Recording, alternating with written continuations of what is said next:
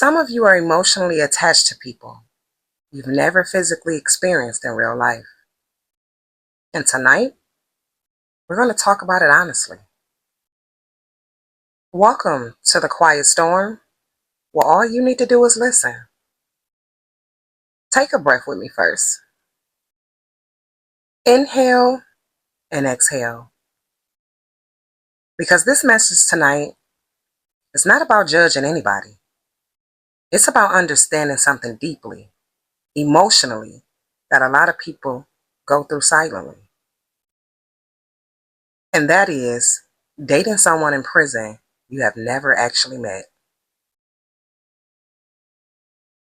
Now listen carefully, because this topic is deeper than people think. A lot of people on the outside become emotionally connected to someone incarcerated because the emotional connection feels intense. Sometimes even more intense than real relationships in the real world. Why? Because prison relationships are often built almost entirely on words, phone calls, letters, late night conversations, fantasy, emotional dependency, hope. And sometimes when somebody feels lonely, emotionally unseen, heartbroken, abandoned, or disconnected, that kind of attention can feel powerful. Especially when someone makes you feel chosen, understood, emotionally needed, emotionally prioritized. That's where people start getting attached deeply. Because emotional consistency can create emotional addiction. And some people in prison have mastered emotional attachment through conversation. Not always manipulation, but survival, loneliness, control, escapism, need. Now let's go deeper, because this is the part people avoid talking about. When you date someone you've never physically met, your mind fills in the blanks emotionally. You create a version of them in your head, a version based on their voice, their words, your loneliness, your hopes, your emotional needs. And sometimes you fall in love with emotional potential, not reality. Now that hit deep. Because reality cannot truly be tested inside fantasy-based connections. You have not seen how they handle real-life pressure, how they move around other people, how they treat you consistently in person, how they behave outside controlled communication. And that matters. Because phone chemistry and real-life compatibility are not always the same thing. Now listen carefully. Some incarcerated people are genuinely looking for love, genuinely lonely, genuinely trying to change, genuinely looking for emotional support. But some people become emotionally strategic. And this is where people on the outside get hurt deeply.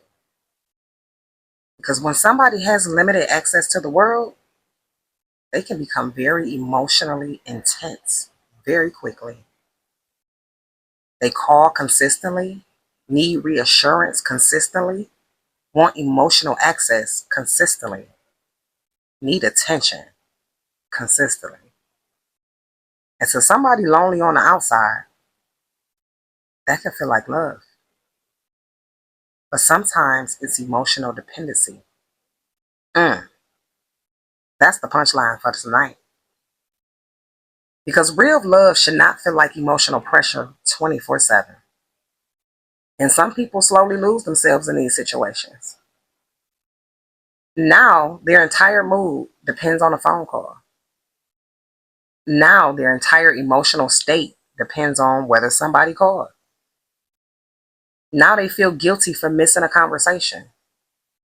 Now they're emotionally drained trying to maintain someone else's emotional stability. And little by little, their real life starts becoming emotionally consumed by someone they've never even physically shared life with. That's dangerous emotionally because fantasy relationships can sometimes feel safer than real ones. Why? Because fantasy allows control. Fantasy avoids reality. Fantasy avoids accountability. Fantasy avoids real world compatibility. And some people become emotionally attached to the idea of being needed, especially if they struggle with loneliness, low self-esteem, emotional neglect, wanting to feel chosen, wanting to feel important to somebody. And prison relationships can intensify those feelings fast. Now let's talk about another hard truth. Some people in prison talk to multiple people emotionally. Yeah, that part. And the person on the outside sometimes don't realize they're emotionally competing for attention inside a situation they barely understand fully. Because emotional survival inside prison can create emotionally transactional behavior. Not always, but enough that people need to stay aware emotionally. And I think some people watching tonight have ignored red flags because they were emotionally attached to the connection. Ignored inconsistency, ignored manipulation, ignored guilt tactics, ignored emotional pressure, ignored financial pressure, ignored emotional possessiveness. Because emotionally, they want the relationship to feel real so badly. And listen, wanting love does not make somebody stupid. Being emotionally vulnerable does not make somebody weak. But emotional loneliness can make people overlook things they normally will question. That's why emotional awareness matters. Because healthy connection should still feel healthy even through distance. Not emotionally consuming, not emotionally controlling, not emotionally isolating. And another thing people don't talk about enough is what happens when a fantasy meets reality. Because sometimes the person you built emotionally in your mind does not fully exist in real life. That's the heartbreak. Because now expectations collide with reality. Now chemistry changes. Now emotional pressure changes. Now lifestyle differences become real. Now trust issues become visible.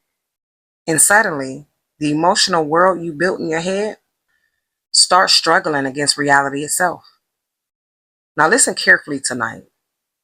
If you're dating someone incarcerated, you need emotional balance, not obsession, not emotional dependency, but balance.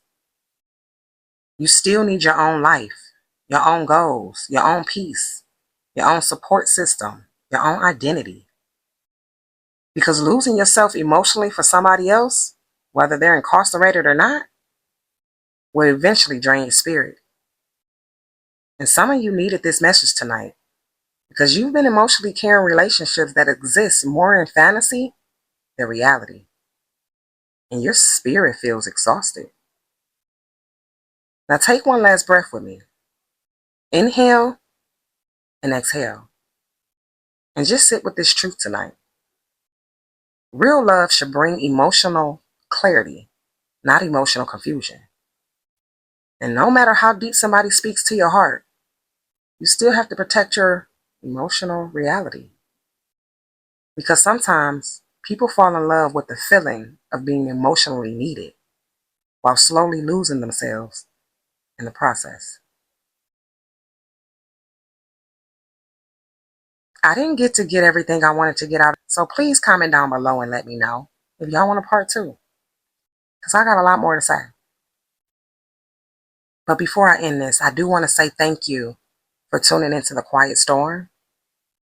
Make sure you like this video, leave me a comment down below, and share this with somebody who needs to hear it. And I'll see y'all in the next one. Bye.